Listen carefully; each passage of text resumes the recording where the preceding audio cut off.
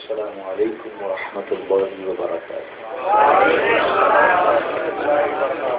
الحمد للہ رب العالمین والعاقبۃ للمتقین والصلاة والسلام علی سیدنا وسید الانبیاء والمرسلین وعلى آلہ واصحابہ اجمعین، اما بعد اعوذ باللہ من الشیطان الرجیم، بسم اللہ الرحمن الرحیم۔ ومن احسن قولا ممن دعا الى اللہ وعمل صالحا وقال اننی من المسلمین۔ صدق اللہ العظیم وبلغنا رسوله النبی الامین المختار الکریم، ونحن على ذلك لمن الشاهدين والشاكرين والحمد لله رب العالمين۔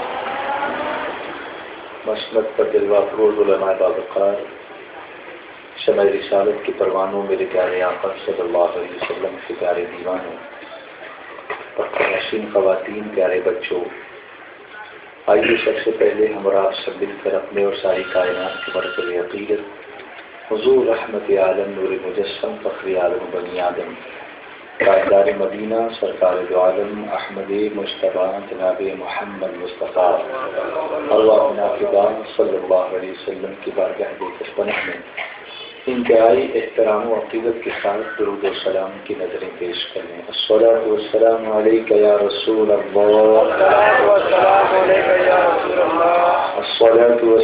علیک یا حبیب اللہ، الصلاۃ والسلام علیک یا نبی اللہ،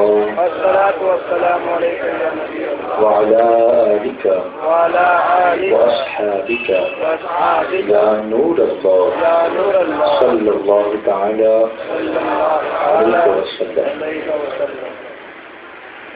شمع رسالت کے پروانوں، میرے پیارے آقا صلی اللہ علیہ وسلم کے پیارے دیوانوں، سنی دعوت اسلامی کے 22ویں سالانہ سنی اجتماع سے قبل دعوتی اجتماع کا ایک سلسلہ ہر علاقے میں جاری ہے۔ میرے علاوہ میرے اور بھی مبلغ ساتھی، ناخواں حضرات اور خود امیر سنی دعوت اسلامی حضرت مولانا حافظ قاری محمد شاکر صاحب گیلانوری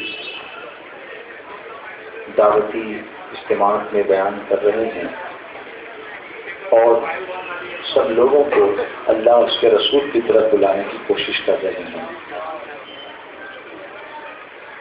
دراصل قرآن کریم کے اس ان احکام پر عمل کی کوشش ہے چھوٹی سی، اس میں اللہ تبارک و تعالیٰ نے دین کی دعوت دینے والوں کی فضیلت بیان فرمائی۔ ہر انسان یہ چاہتا ہے کہ اس کی بات سنی جائے، ہر انسان یہ چاہتا ہے کہ اس کی بات پسند کی جائے، ہر انسان یہ چاہتا ہے کہ اس کی بات اچھی مانی جائے۔ لیکن اچھی ماننے کا کرائٹیریا کیا ہے، اس کا پیمانہ کیا ہے، اس کا پیرامیٹر کیا ہے؟ کس کی بات اچھی کہی جائے؟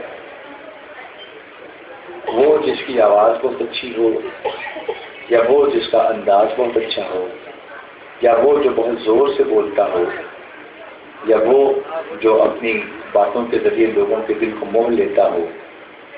بہت سارے کرائٹیریا ہو سکتے ہیں، کسی میں کچھ انداز ہے، کسی میں کچھ ہے، کسی میں کچھ ہے۔ لیکن انداز کچھ بھی ہو، جذبات کچھ بھی ہوں، اگر وہ دعوت اللہ کی طرف ہو تو قرآن اس کی تعریف کرتا ہے۔ جیسا کہ قرآن کریم اللہ نے فرمایا وَمَنْ أَحْسَنُ قَوْلًا مِّمَّنْ دَعَا إِلَى اللَّهِ، اور اس سے زیادہ کس کی بات اچھی جو اللہ کی طرف بلائے، کس کی بات اچھی جو اللہ کی طرف دعوت دے۔ اور فرمایا وَعَمِلَ صَالِحًا، اور خود نیکی کرے، وَقَالَ إِنَّنِي مِنَ الْمُسْلِمِينَ، اور یہ کہے کہ میں مسلمان ہوں، میں مسلمانوں میں سے ہوں۔ تو آج اسی پر تھوڑی توجہ ہمیں دینی ہے۔ دعوت دین، دعوت الی اللہ، محبت رسول کی دعوت، عشق رسول کی دعوت، سنت رسول کی دعوت، علم دین کی دعوت، اچھے اخلاق کی دعوت، اچھے کردار کی دعوت، اچھے معاشرے کی تشکیل اور تعمیر کی دعوت، محنت کی دعوت، سستی سے اور غفلت سے بچنے کی دعوت، نماز کی دعوت، شرم و حیا کی دعوت، فواحش سے بچنے کی دعوت، تلاوت قرآن کی دعوت، نعت مصطفیٰ کے پڑھنے کی دعوت، درود و سلام کی دعوت، ایک ہو کر متحد ہو کر مدینے کی طرف بڑھنے کی دعوت، اسی دعوت کا نام ہے سنی دعوت اسلامی۔ مسلک اعلیٰ حضرت پر قائم رہتے ہوئے الحمدللہ ہم مختلف انداز سے مختلف سماج کے مختلف طبقات کو ہم کیٹر کرنے کی کوشش کریں گے۔ Trying to cater the needs of different parts of the society, اس لیے کہ ایک سوسائٹی صرف کسی ایک فرد کا نام نہیں ہوتا کہ ایک ہی انداز سے دعوت پیش کی جائے۔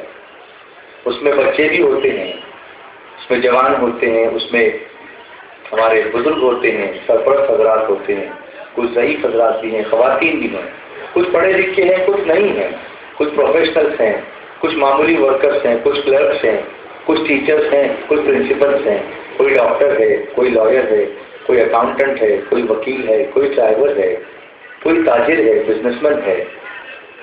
الگ الگ طبقے سے تعلق رکھنے والے لوگ جلدی سے ایک جگہ جمع نہیں ہوتے۔ آپ نے سنا ہوگا کہ کبوتر با کبوتر، باز با باز۔ اب دیکھیے جب بھی پرندے اترتے ہیں آسمان سے، وہ لینڈ کرتے ہیں زمین پر، جس کو دیکھ کر انسان نے ہوائی جہاز بنائے ہیں۔ یہ قدرت کی نشانیوں کو دیکھ کر ہی سب سوجا ہے انسان کو، ورنہ انسان کی اتنی طاقت نہ تھی کہ وہ ہوا میں پرواز کرنے کے تعلق سے سوچ سکتا۔ لیکن جب اس نے غور کیا اللہ کی قدرت پر اور یہ دیکھا کہ اللہ نے جانوروں کو، پرندوں کو یہ قدرت عطا کی ہے، تو پھر اس نے سوچا کہ مجھے جب اللہ نے اشرف المخلوقات بنایا ہے تو میں کیوں ہوا میں کیوں نہیں پرواز کر سکتا؟ تو اس نے مشینوں کی ایجاد کر لی۔ تو جب پرندے اترتے ہیں تو آپ اس پر غور کیجئے کہ اگر چند پرندے الگ الگ نوع کے، الگ الگ ٹائپ کے، کبوتر الگ ہے، کوا الگ ہے، طوطا الگ ہے، چڑیا الگ ہے، مینا الگ ہے، بلبل الگ ہے، جب وہ اتریں گے، چیل الگ ہے، تو جہاں کوا نازل ہوگا اترے گا وہیں کوا ہی دوسرا اترے گا، جہاں کبوتر ہوگا وہاں دوسرا کبوتر آ جائے گا، جہاں مرغیاں جہاں دانا چگ رہیں گی وہاں دوسری مرغی آ جائے گی۔ یہ سب اپنی نوع کو، اپنی ٹائپ کو سپورٹ کرتے ہیں، ایک دوسرے کے ساتھ بیٹھتے ہیں۔ اسی طریقے سے سنی دعوت اسلامی نے لوگوں کے مزاج کی نبض پر ہاتھ رکھنے کی کوشش کی ہے کہ اگر کالج کے اسٹوڈنٹس کو پکڑنا ہو تو آپ انہیں مسجد میں نہیں پکڑ سکتے ہیں، اس لیے کہ اگر وہ مسجد میں آ بھی جاتے ہیں تو پیٹھ پر بستہ لے کے آتے ہیں اور اس کے بعد بغیر ٹوپی کے اور 2 رکعت نماز پڑھ کے وہاں سے بھاگ جاتے ہیں، ان کو مسجد میں روکنا بہت مشکل ہے۔ اس لیے انہیں وہاں پکڑنا ہوگا جہاں وہ نیچرلی لینڈ ہوتے ہیں، وہ ان کے کالج کا کیمپس ہے۔ 2 چیزیں اس میں ہیں، ایک ہے کنواں بن کر ایک جگہ ہمیں لوگوں کو سیراب کرنا، لیکن جو کنویں تک آئے گا نہیں اس کا کیا کرنا؟ اور زمانہ کنویں کا رہا بھی نہیں، پہلے کنویں پر لوگ پانی بھرنے جاتے تھے، اب پانی خود گھر میں آتا ہے نلوں کے ذریعے سے۔ تو زمانے کا ایکسس کا انداز بڑا بدل گیا ہے۔ اب آپ کنویں کی بات کرو گے تو لوگ کہیں گے مولانا اب ہمارے گھر پر پانی آ جاتا ہے، ہمیں کنویں کی ضرورت نہیں ہے۔ علم دین کے لیے بھی لوگوں نے ایسے ہی سیکھنا شروع کر، ایسے ہی مزاج بھی بنا لیا ہے۔ دیکھیے پہلے کلاس روم سچویشن بہت اہم تھی، اسکول میں جانا، اب گھر میں کلاس روم بن گئے انٹرنیٹ کے ذریعے سے، e class rooms, e learning classes. استاد کو فزیکلی وہاں پریزنٹ ہونے کی ضرورت نہیں ہے اور بچہ گھر میں بیٹھ کر کے اپنی اسٹڈی کر لیتا ہے۔ تو کیا اب ہم گھر میں بیٹھیں گے تو لوگ ہمارے پاس آئیں گے؟ ایک ہوتا ہے کنواں بن کر پانی پلانا کہ کوئی آئے گا تو ہم پلائیں گے، اور دوسرا ہوتا ہے بادل بن کر اس جگہ جا کے برسنا جہاں ضرورت ہوتی ہے پیاسوں کو پانی پینے کی۔ برستا نہیں دیکھ کر ابر رحمت، بدوں پر بھی برسا دے برسا دے۔ یہ مبلغین کیا کام کر رہے ہیں؟ علماء علم کا سمندر ہے، اس کے ذریعے پانی لے رہے ہیں، پھر بھاپ بن کے ہوا میں اڑتے ہیں، اگرچہ وہ تھوڑا ہی پانی ان کے پاس ہوتا ہے، پھر ہوا کے دوش پر سوار ہوتے ہیں، دھرتی کو دیکھتے ہیں، پرکھتے ہیں، جہاں ضرورت ہوتی ہے اترتے ہیں اور پانی کی بوندوں کی شکل میں مزدار ان کے لیے دھارائیں پیدا کر دیتے ہیں اور لوگوں کو سیراب کرنے کی کوشش کرتے ہیں۔ یہ رول ہم نے اس لیے چنا ہے کہ جب لوگ ہم تک نہیں پہنچتے ہیں تو ہمیں لوگوں تک پہنچنا پڑے گا، ورنہ دین کا پیغام پہنچانا ہمارے لیے بہت مشکل ہوگا۔ اب انٹرنیٹ کے ذریعے سے لوگ برائیاں پھیلا رہے ہیں تو ہم نے اپنی ویب سائٹ بنا لی کہ آپ ہماری ویب سائٹ وزٹ کیجیے، جتنی دیر اپنی ویب سائٹ وزٹ کرو گے اتنی دیر کم سے کم اتنی دیر تو دوسری ویب سائٹ سے بچو گے، جتنی دیر۔ اچھا، جو لوگ اس کا شوق رکھتے ہیں کہ نعت کی محفلیں بجائی جائیں تو ان کے لیے نعت شریف کی محفلیں رکھی جاتی ہیں کہ جتنی دیر محفلیں نعت میں بیٹھے گا کم سے کم اتنی دیر تو ٹی وی دیکھنے سے بچے گا، کم سے کم اتنی دیر تو اللہ کے رسول کا ذکر کرے گا۔ اس طریقے سے کوششیں ہو رہی ہیں کہ کسی طریقے سے جو لوگ پڑھنے کا شوق رکھتے ہیں ان کی ریڈنگ ہے، ان کو اردو نہیں آتی، come on we'll give it to you in English بنے گے، انگلش نہیں پڑھ سکتے گجراتی، اوکے گجراتی نہیں پڑھ سکتے مراٹھی، اٹس اوکے مراٹھی، اگر وہ نہیں آتی ہندی تو چلو ہندی۔ اب وہ آگے بڑھ کر تیلگو میں بھی ہماری کتابیں ٹرانسلیٹ ہو رہی ہیں اور کنڑ میں بھی، اور کچھ دنوں کے بعد ملیالم بھی آنے والی ہے انشاءاللہ۔ تو اس طریقے سے every section of society is being catered to, اس طریقے سے کہ لوگوں کے پاس پہنچا جائے۔ اب جو لوگ زمین پر نہیں بیٹھنا چاہتے ان کے لیے ہم سیمینار کر رہے ہیں۔ ابھی پرسوں ہی اتوار کے روز اسلام جم خانہ میں جابر ہال میں سیمینار ہوا، پڑھے لکھے لوگوں کا سیمینار، بزنس مین لوگوں کا سیمینار۔ مفکر اسلام علامہ قمرالزمان اعظمی نے شرکت کی، امیر سنی دعوت اسلامی اور ڈاکٹر وقار اعظمی جو علامہ قمرالزمان اعظمی صاحب کے صاحبزادے ہیں، اور ان کو اتنے سارے ایوارڈز مل چکے ہیں انگلینڈ میں، وہ وہیں پیدا ہوئے، وہیں پر بڑے، اور انگلینڈ کا برٹش امپائر کا سب سے بڑا اعزاز جو ہوتا ہے order of British empire OBE، یہ وہاں پر جیسے یہاں پر بھارت رتن ہوتا ہے نا انڈیا میں، اس ٹائپ کا وہ اعزاز ہے جو انگلینڈ میں صرف ان لوگوں کو دیا جاتا ہے جو اپنی پوری زندگی کسی کام کے ریسرچ میں گزارتے ہیں اور اس کے بعد جب وہ بڑھاپے کی عمر کو پہنچتے ہیں تو اس وقت ان کی قدردانی کے طور پر ان کو ایوارڈ دیا جاتا ہے۔ ڈاکٹر وقار اعظمی نہ صرف پہلے مسلمان بلکہ پہلے برٹش نوجوان ہیں جن کو 30 سال کی عمر میں برٹش گورنمنٹ نے ملکہ برطانیہ نے یہ اعزاز عطا کر دیا ہے، OBE کا award, order of British empire, OBE کا award, order of British empire. اس کے علاوہ جارج ٹاؤن یونیورسٹی نے USA دنیا کی جو 500 شخصیات وہ ہر سال مرتب کرتے ہیں لسٹ، اس میں علامہ قمرالزمان اعظمی کو بھی چنا ہے اور ڈاکٹر وقار اعظمی کو بھی چنا ہے۔ آپ جانتے ہیں کہ حضور امین ملت کو بھی اس میں رکھا گیا تھا 800 میں، اور ابھی خبر ملی کہ حضور تاج الشریعہ کا نام بھی اس میں شامل کر دیا گیا۔ لیکن ڈاکٹر وقار اعظمی اور علامہ قمرالزمان خان صاحب اعظمی ایک ہی فیملی کے 2 ممبرز کو اس لسٹ میں لایا گیا ہو، یہ پہلا موقع ہے، اور یہ موقع بھی الحمدللہ ہمارے بزرگوں کی قسمت میں آیا ہے، الحمدللہ، بولیے نا سبحان اللہ۔ غیر بھی اعتراف کر رہے ہیں ان کی خدمات کا۔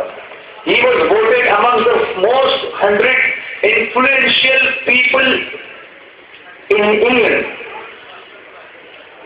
انگلینڈ کے سب سے زیادہ مسلمانوں میں سب سے زیادہ بارسوخ مسلمانوں کی لسٹ میں 100 لوگوں کی لسٹ میں وقار اعظمی صاحب کو شامل کیا گیا، اور انہوں نے پھر ابھی اسلام جم خانہ میں بیان کیا جو انٹرنیشنل لیول پر جو مسلمانوں کے حالات ہیں، ان کا ٹاپک تھا اسٹیٹس آف دا مسلم امہ in the modern world, today's world, آج کے دور میں مسلمانوں کا مقام کیا ہے، تو انہوں نے اپنے تجربات کی روشنی میں بیان کیا۔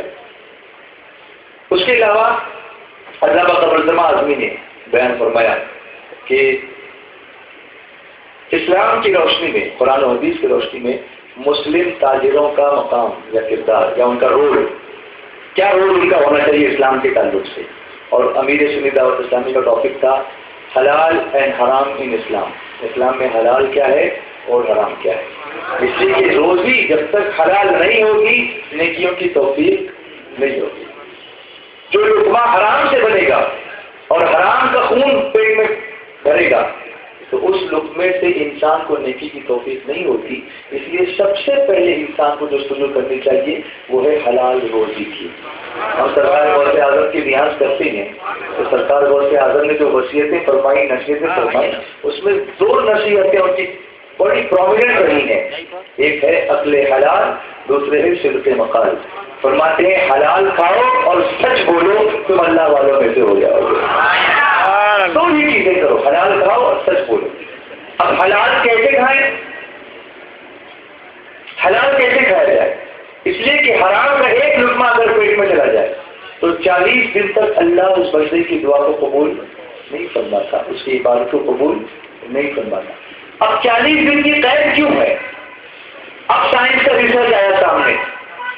سرکار علیہ الصلوۃ والسلام نے 1400 برس پہلے بتایا اور سائنس کی سمجھ میں آج آیا کہ 40 دن کی قید حضور نے اس لیے لگائی ہے کہ ایک انسان جب کوئی غذا کھاتا ہے اور اس کے بدن میں اس غذا کی وجہ سے خون بنتا ہے تو وہ خون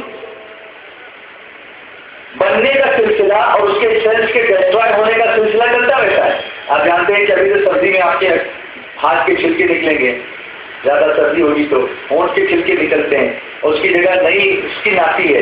تو یہ سلسلہ باڈی کے ہر سیل میں ہوتا رہتا ہے. بدن میں new cells are produce and older ones are destroyed, یہ ہوتا رہتا ہے. تو خون کے جو سیلز ہوتے ہیں اس کے نئے سیل جب بنتے ہیں تو 40 دن کے بعد وہ ڈسٹرائڈ ہوتے ہیں اور اس کے بعد نئے سیل بنتے ہیں. اس کا مطلب جب تک وہ خون جو حرام کے لقمے سے بنا ہے وہ 40 دن تک گردش کرتا رہے گا تو اللہ تعالیٰ اس بندے کی عبادت کو قبول نہیں فرمائے گا. یہ سائنٹیفک ریولیوشن آج ہوا، لیکن میرے آقا نے 1400 برس پہلے بتا دیا. ہم سنی دعوت اسلامی کے پلیٹ فارم کے ذریعے سے لوگوں کو یہ سمجھانا چاہتے ہیں کہ ہمارا دین حق ہے، ہمارا مذہب حق ہے، ہمارا پیغام حق ہے، ہمارا عشق رسول کا پیغام ہے. ہم محبت رسول کے سائے تلے سب کو ایک کرنا چاہتے ہیں، محبت رسول کے دھاگے میں ایک دوسرے کو باندھ دینا چاہتے ہیں. پہلے جان کو نثار کرتے ہیں، پھر خزاں کو بہار کرتے ہیں، ناز پڑھتے ہیں شاہ فتح کی، کیا حسین کاروبار کرتے ہیں، اور تو کچھ نہیں ہے دامن میں اپنے آقا سے پیار کرتے ہیں. تو یہ بھی ضرورت محسوس کی گئی کہ دینی مدارس قائم کیے جائیں اور ان مدارس میں طلبا کو اس طرح سے رکھا جائے کہ وہ کسی کے محتاج نہ رہیں، کسی کے محتاج نہ رہیں، دعوتوں پر نہ وہ منحصر ہوں، بلکہ وہ پڑھیں تو اچھے ماحول کے اندر پڑھیں. اور ساتھ ہی ساتھ وہ بچے جو دینی مدرسے میں نہیں جانا چاہتے، ان کے ماں باپ انہیں نہیں بھیجنا چاہتے، وہ انہیں عالم نہیں بنانا چاہتے، لیکن چاہتے ہیں کہ دین انہیں سکھایا جائے، تو اب وہ دین سیکھنے کے لیے کہاں جائیں؟ تو ایسے اسکولوں کی تعمیر پر توجہ دی گئی جن اسکولوں میں صبح ہو تو قصیدہ بردہ شریف کی بات ہو تلاوت قرآن کے بعد، اور شام ہو تو مصطفیٰ جان رحمت پہ لاکھوں سلام کے ساتھ بچہ ایک ہی چھت کے نیچے سائنس بھی پڑھتا نظر آئے، قرآن شریف کی تلاوت بھی کرتا نظر آئے، ایک ہی چھت کے نیچے وہ کمپیوٹر بھی سیکھتا نظر آئے، اور وہیں میرے مصطفیٰ کی محبت میں سرشار بھی ہوتا نظر آئے.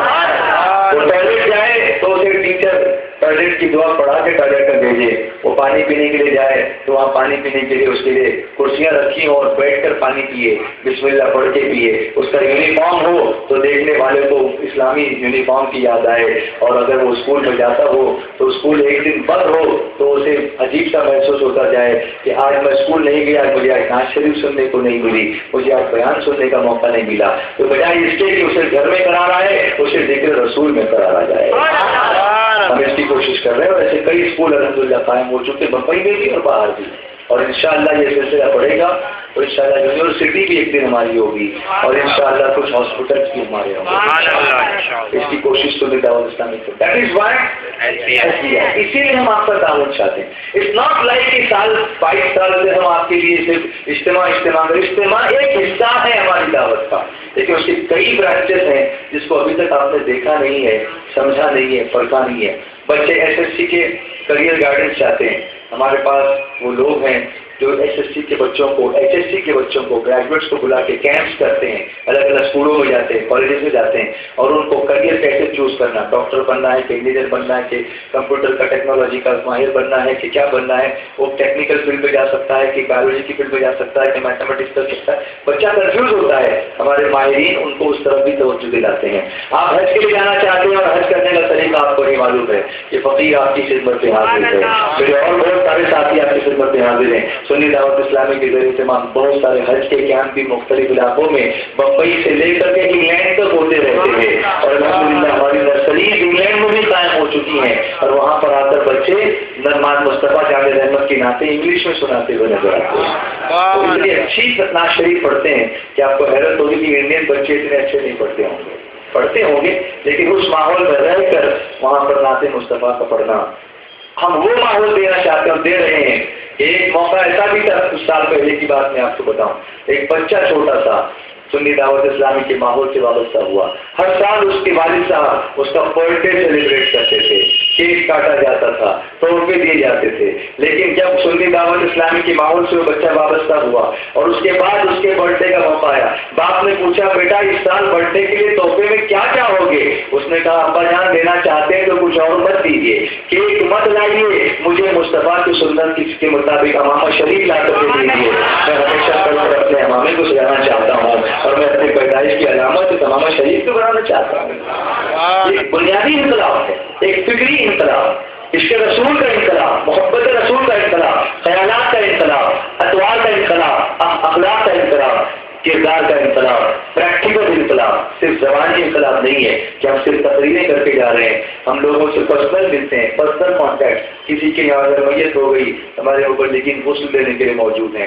کفن دینے کے لیے موجود ہیں، قبر میں اتارنے کی دعا پڑھانے کے لیے موجود ہیں، میت کے لیے جنازے کی نماز پڑھانے کے لیے موجود ہیں، اگر نماز جنازہ نہیں آتی تو جنازے کا طریقہ سکھانے کے لیے موجود ہیں، نماز جنازے کی دعا یاد کرانے کے لیے موجود ہیں، کسی کی شادی ہے نکاح کے وقت کون سی دعا پڑھی جائے زیادہ تر لوگ نہیں جانتے ہیں، لیکن اگر ہمارے کوئی مبلغ وہاں پر ہوں تو آپ کو وہ دعا پڑھانے کے لیے بھی تیار ہوتے ہیں، آپ کے ہر سکھ میں شریک ہونا، ہر دکھ میں شریک ہونا اور مصطفیٰ جامع رحمت صلی اللہ علیہ وسلم کی سنت کو ادا کرنا۔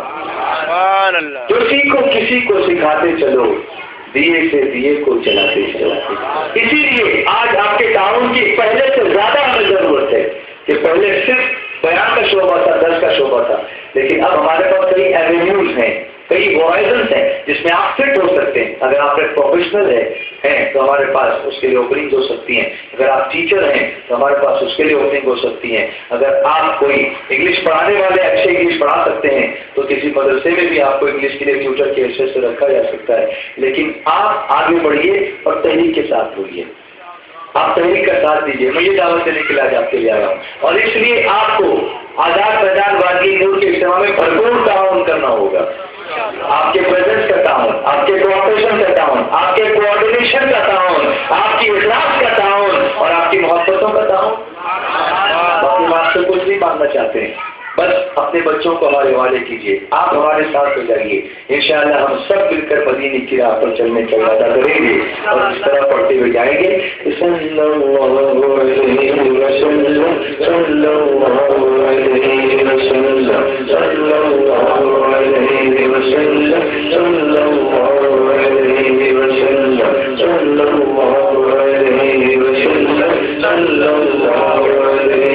وسلم۔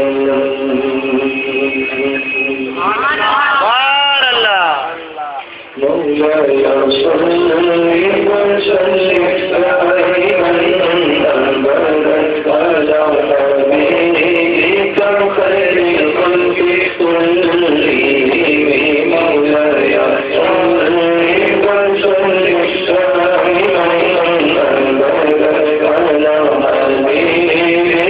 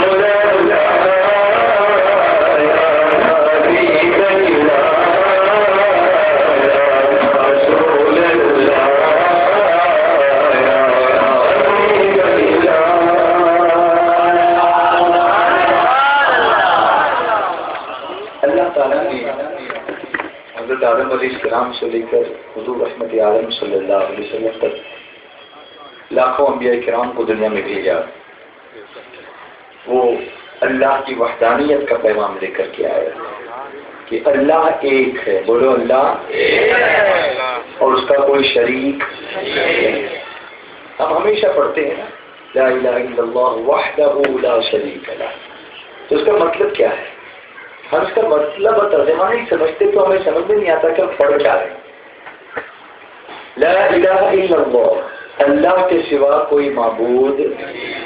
اب مجھے بتاؤ معبود یعنی کیا؟ معبود کے معنی کیا ہے؟ تو جب آپ معبود کے معنی ہی نہیں سمجھو گے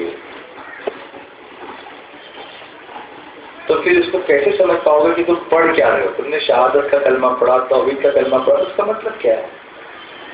اس لیے سنی دعوت اسلامی سے آپ کو وابستہ ہونا پڑے گا۔ معبود کے معنی ہوتے ہیں جس کی عبادت کی جائے۔ معبود یعنی کیا؟ بولو بھائی، جس کی عابد یعنی عبادت کرنے والا، اور معبود جس کی عبادت کی جائے۔ اللہ کے سوا کوئی معبود نہیں، اس کا مطلب کیا ہوا؟ اللہ کے سوا کوئی اس لائق نہیں کہ اس کی عبادت کی جائے، اللہ کے سوا کوئی عبادت کے لائق نہیں، یہ سمجھو۔ یہ سمپل اس کا ٹرانسلیشن میں نے آپ کے سامنے پیش کیا۔ مجھے بتاؤ کہ ہمارے بچوں کو یہ ٹرانسلیشن بتانے کی ضرورت ہے یا نہیں ہے؟ بولو۔ There is none worthy of worship except Allah. If you don't understand Urdu, come on, I'll tell you in English. Nobody is worthy of worship except Allah. عبادت کے لائق کوئی اور نہیں ہے سوائے اللہ۔ بولو سوائے اللہ۔ وحدہ، وہ اکیلا ہے۔ He is only one. لا شریک لہ، اس کا کوئی شریک نہیں ہے۔ شریک means what؟ شریک کو انگلش میں کہتے ہیں پارٹنر۔ جیسے آپ بزنس میں پارٹنر ہوتے ہیں نا تو اس کو کہتے ہیں پارٹنرشپ، اس کو انگلش میں کہتے ہیں پارٹنرشپ، اردو میں کہتے ہیں شراکت، کسی کو شریک کرنا، پرسنٹیج اس میں رکھنا۔ تو اللہ کا کوئی شریک، بولو اللہ کا کوئی شریک نہیں ہے، لیکن اس کا حبیب ضرور ہے۔ سبحان اللہ۔ اور وہ حبیب ایسا ہے کہ اعلیٰ حضرت فرماتے ہیں میں تو مالک ہی کہوں گا کہ وہ مالک کے حبیب یعنی محبوب و محبوب میں نہیں میرا۔ کچھ لوگوں کو بلا وجہ کنفیوژن ہو جاتا ہے کہ ہم حضور کو معاذ اللہ شریک سمجھتے ہیں، ایسا سوال ہی نہیں پیدا ہوتا۔ ارے جو مزہ حبیب میں ہے وہ شریک میں کہاں ہے؟ شریک میں ہوگا تو پرسنٹیج ہوگا نا، 50 تیرا 50 میرا، 30 تیرا 70 میرا، لیکن حبیب کا مطلب یہ ہے کہ محبوب میں بھی تیرا، میرا سب کچھ تیرا۔ سبق کے بولو اور محبت سے بولو۔ جو مزہ حبیب ہونے میں ہے وہ شریک ہونے میں نہیں ہے، اور اللہ کا کوئی شریک نہیں ہے۔ There is no partner to Allah. لا شریک لہ، لہ الملک، اسی کے لیے ساری بادشاہ، He is the Lord. اس کی حکومت میں کسی کی شراکت نہیں۔ He is the Lord. لہ الملک ولہ الحمد، اور ساری خوبیاں اسی کے لیے، ساری تعریفیں اسی کے لیے۔ All praise be to Allah. اسی لیے ہم کہتے ہیں الحمدللہ رب العالمین، سب خوبیاں اللہ۔ یحیی و یمیت، وہ زندگی دینے پر بھی قادر ہے اور موت پر بھی۔ جسے وہ زندگی دی اسے کوئی مار نہیں سکتا، اور جسے وہ مار دی اسے کوئی زندگی نہیں دے سکتا۔ وہ جلاتا بھی ہے اور مارتا بھی ہے۔ بیدہ الخیر، اسی کی دستے قدرت میں سب بھلائی ہے۔ In his hand, blessed hands, is everything which is good. وَهُوَ عَلَى كُلِّ شَيْءٍ قَدِيرٌ، اور وہ ہر چیز پر قادر ہے۔ He is capable of everything. He can do everything. There is nothing that Allah cannot do. He can do everything. یہ کلمہ توحید کا سمپل مطلب میں نے آپ کو سمجھایا۔ مجھے بتاؤ کیا کبھی اس پر آپ توجہ کرتے ہیں؟ بہت کم کرتے ہیں نا، پڑھتے تو ہیں کبھی کبھی کلمہ توحید پڑھ لیتے ہیں. ارے یہی کلمہ عرفات کے میدان میں حضور پڑھا کرتے تھے. میرے آقا نے فرمایا کہ عرفات کے میدان میں میں نے اور مجھ سے پہلے انبیاء نے تو سب سے بہترین کلمہ پڑھا وہ یہی کلمہ توحید. کہیے نا اور بلند آواز سے کہیے. اللہ تعالیٰ نے بے شمار نبی بھیجے ہماری ہدایت کے لیے، امتوں کی ہدایت کے لیے. ہر قوم کی طرف ایک نبی بھیجا گیا، کسی علاقے کی طرف نبی بھیجا گیا. کبھی کبھی تو ایسا بھی ہوتا تھا کہ ایک ہی وقت میں دنیا میں کئی نبی ہوتے تھے، لیکن جب حضور آئے اس وقت دنیا میں کوئی اور نبی نہیں تھا. حضور کے بعد اب کوئی نبی آنے والا نہیں ہے. حضور کے بعد قیامت تک اب کوئی نبی نہیں آئے گا. حضور خاتم النبیین ہیں. نبوت کا دروازہ حضور پر بند کر دیا گیا، لیکن علم کے دروازے ابھی کھلے رکھے گئے ہیں. نبی جو کام کرتے تھے وہ کام اب ان کے جو وارث ہیں، علماء ہیں، وہ کرتے ہیں. دین کو پھیلانے کا کام، علم کو پھیلانے کا کام. عام آدمی مرتا ہے، دنیا سے جاتا ہے تو اپنے پیچھے دولت چھوڑ کے جاتا ہے، لیکن جب دنیا سے نبی جاتے ہیں تو اپنے پاس علم چھوڑ کر کے جاتے ہیں. دنیا کی دولت چھوڑ کر کے نہیں جاتے. اب وہ کتنی محنت کرتے تھے اور ہم کتنی محنت کرتے ہیں، ذرا سا توجہ میں چاہوں گا. میں نے کل گوورنٹی میں بھی عرض کیا تھا کہ ہم کسی سے کہتے بھی نہیں ہیں کہ بھائی ذرا چلو نا نماز کے لیے، بولتے بھی نہیں. یہ بولنے میں بہت اثر ہوتا ہے اور ہر ایک کو ذمہ دار بنایا گیا ہے ہمارے اندر. کلکم راعٍ وکلکم مسئول عن رعیتہ. تم میں ہر ایک ذمہ دار ہے، ہر ایک سرپرست ہے، اور تم میں جن لوگوں پر تم کو سرپرست بنایا گیا ہے ان سب کے بارے میں قیامت میں تم سے سوال ہوگا. تم سے پوچھا جائے گا کہ تم نے دنیا تو اپنے بچوں کو دین دیا، تم دکان پر تو بلا لیتے، مسجد میں تم نے کبھی بلایا؟ آپ سوچو. حق تو یہ ہے کہ ارشاد فرمایا اگر تم کہیں برائی ہوتی بھی دیکھو تو اسے اپنے ہاتھ سے روکو. اگر وہ نہیں کر سکتے تو بولو، زبان سے روکو، اور وہ بھی نہیں کر سکتے تو کم سے کم دل میں اس کو برا جانو. وذالک اضعف الایمان. اور یہ سب سے کمزور ایمان ہے کہ برائی کو برائی جانو، دل میں برا سمجھو. لیکن افسوس کی بات یہ ہے کہ یہ کمزور ایمان کی چمک بھی اب بہت سارے دلوں سے رخصت ہوتی نظر آ رہی ہے، اس لیے کہ اب برائی کو لوگ فیشن سمجھ رہے ہیں، برائی نہیں سمجھ رہے ہیں. وہ ایمان کہاں باقی رہے گا. اسی لیے مجھے یاد آتا ہے حضرت مولا علی شیر خدا رضی اللہ تعالیٰ عنہ سے منسوب وہ قول، غور سے سنو اس کو. ارشاد فرماتے حضرت علی کرم اللہ تعالیٰ وجہ الکریم کہ تمہارا جو ایمان تمہیں مسجد تک نہیں لے جا سکتا وہ تمہیں جنت میں کیا لے جائے گا. ذرا اس پر غور کیجیے. جو ایمان تمہیں مسجد تک نہیں لے جا سکتا ہے اور تم ٹھنڈے بیٹھ گئے ہو کہ جنت میں چلے جاؤ گے. اسے ذرا اس پر غور کرو. اتنی طاقت نہیں کہ مسجد تک جا سکو، اتنی طاقت نہیں، باپ میں ہمت نہیں کہ بیٹے سے کہتے کہ بیٹا ذرا نماز کے لیے چل. بولتے کیوں نہیں ہو؟ آج دنیا پروپیگنڈا کی دنیا بن گئی ہے. ایک جھوٹ بار بار ٹی وی پہ دکھایا جائے تو سچ لگنے لگتا ہے. ایسا ہوتا ہے کہ نہیں ہوتا؟ اور لوگ اس کے پیچھے پڑ جاتے ہیں. تو حق کیوں نہیں بولتے؟ بولو. ابھی کتنے لوگ نماز پڑھ کر کے آئے ہوں گے، مسجد میں گئے ہوں گے بڑے بزرگ، لیکن راستے سے چلتے اور بچے کھیل رہے ہوتے تو ذرا جاتے جاتے ہی بول دیا کرو نا بیٹا چلو مسجد میں. آج بولو گے، کل بولو گے، پرسوں بولو گے، آج نہیں مہینے بعد کبھی تو اثر ہوگا. بولا کرو، تم کو بولنا چاہیے. اب دیکھیے میں آپ کو بتاؤں نوح علیہ السلام کتنا بولتے تھے، انبیاء کتنا بولتے تھے. بولو نا. آپ جانتے ہیں ہماری عمریں کتنی ہوتی ہیں؟ 50 60 70 80 تک کوئی گیا تو لوگ بولتے واہ بہت لمبی عمر ہو گئی اس کی. اور حضرت نوح علیہ السلام نے تو 950 سال تک صرف تبلیغ کی ہے. عمر آپ کی اس سے زیادہ ہے. کتنی تبلیغ کی؟ 950 سال. اس زمانے میں عمریں لمبی ہوا کرتی تھی. اور کیسی تبلیغ کی وہ بھی قرآن بیان کرتا ہے. سورہ نوح سے کچھ آیتیں آپ کے سامنے پیش کروں گا اور امید رکھوں گا کہ آپ اس کو گردن جھکا کے سنو گے انشاءاللہ. جیسا کہ اب عادت آپ کی بن چکی ہے کہ جب بھی قرآن پاک کی تلاوت ہوتی ہے تو آپ کیا کرتے ہیں؟ اپنی گردنیں جھکا لیتے ہیں. کرو گے انشاءاللہ. اعوذ باللہ من الشیطان الرجیم. بسم اللہ الرحمن الرحیم. انا ارسلنا نوحا الى قومه ان انذر قومك من قبل ان يأتيهم عذاب أليم. قال يا قوم إني لكم نذير مبين.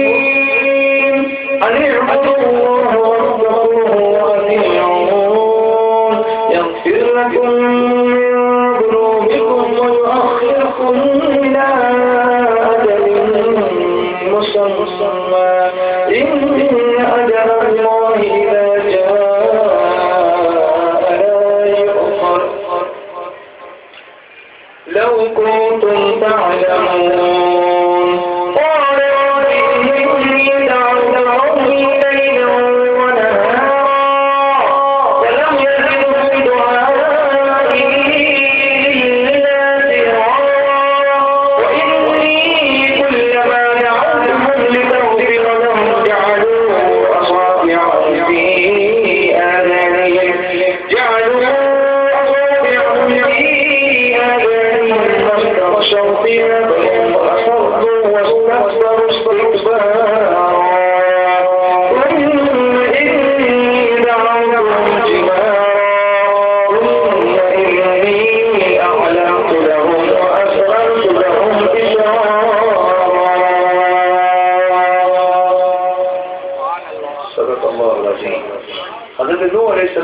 اللہ تعالیٰ قرآن پاک کو بیان کرتا ہے. اللہ فرماتا ہے بے شک ہم نے نوح کو اس کی قوم کی طرف بھیجا تو ان کو ڈراؤ اس سے پہلے کہ ان پر دردناک عذاب آئے.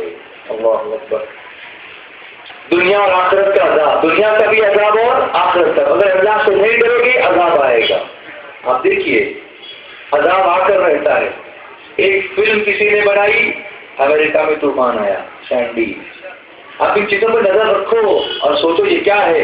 جہاں کوئی حضور کی گستاخی کرے گا اللہ اس کو نہیں چھوڑے گا, اللہ نہیں چھوڑے گا اس کو اس کی سزا مل کر کے رہے گی.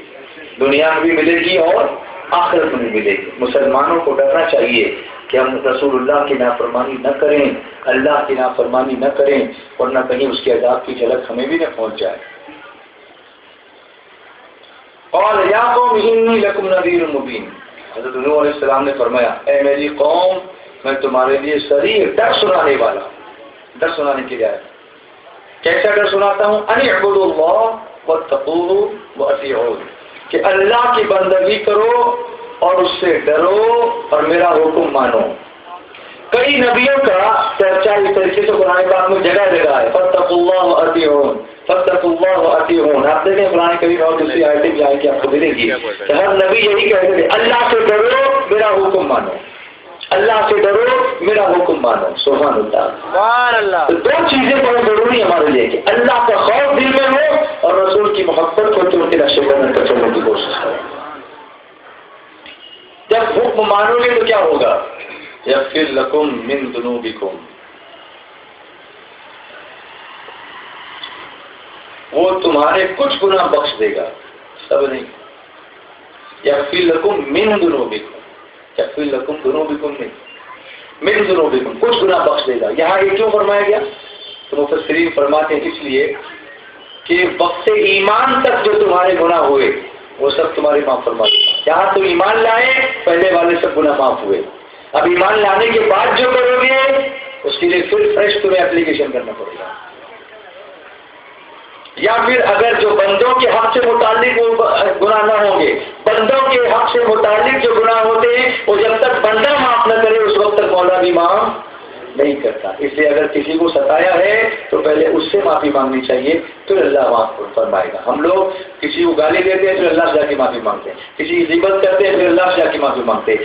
یاد رکھو حج کے موقع پر بھی عرفات کے میدان میں صرف حقوق اللہ معاف ہوتے ہیں اور مزدلفہ میں بلایا جاتا ہے وہاں بندوں کے حقوق الگ سے معاف کرائے جاتے ہیں. اتنا بڑا حق ہے بندوں کا بندوں پر کہ جب تک بندہ ایک دوسرے کو معاف نہیں کرتا اللہ بھی اس بندے کو معاف نہیں کرتا. وَيُؤَخِّرُكُمْ إِلَىٰ أَجَلٍ مُّسَمًّى, اور ایک مقرر میعاد تک یعنی موت تک اللہ تمہیں مہلت دے گا کہ توبہ کر لو. اور جب اللہ کا وعدہ آتا ہے ہٹایا نہیں جاتا, کسی طرح تم جانتے اور ایمان لے آتے. اب نوح علیہ السلام نے اپنے رب کی بارگاہ میں عرض کیا. سب غور سے سن رہے ہیں, سب انٹرسٹ سے سن رہے ہیں. نوح علیہ السلام اپنے قوم کی اپنے رب کی بارگاہ میں عرض کرتے ہیں مولا میں نے ان کو کتنی دعوت دی, اب میں سمجھانا یہ چاہتا ہوں, اصل یہ سمجھانا چاہتا ہوں. کیا ہم یہ کہتے ہیں ہاں ہم نے ایک جلسہ کر لیا, ایک اجتماع کر لیا, دعوت ہے وہی؟ ایسے دعوت نہیں ہوتی. نبیوں کی دعوت کا طریقہ دیکھو, انہوں نے ہم کو طریقہ عطا فرمایا کہ نبی دعوت کس طرح دیتے تھے. قال رب انی